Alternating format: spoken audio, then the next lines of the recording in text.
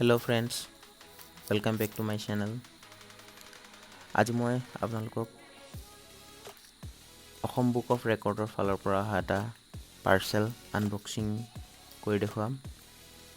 যদি ভিডিঅ'টো চাই ভাল পায়, like, comment, share and subscribe কৰিবলৈ নাপাহৰিব চেনেলটো।